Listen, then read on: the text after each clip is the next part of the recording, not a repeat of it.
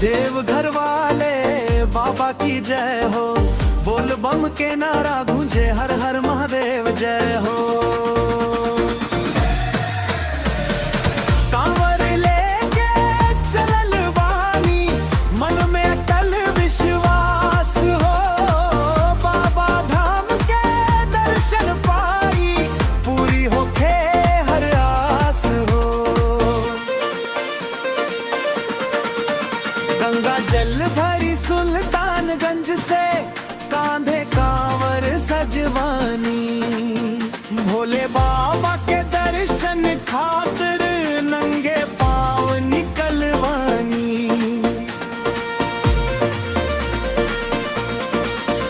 राह में गूंजे बोल बम, मनवा हो गईल मगन हो, देवघर वाला बाबा सुनी है, भक्तन के हर जतन हो। देवघर वाला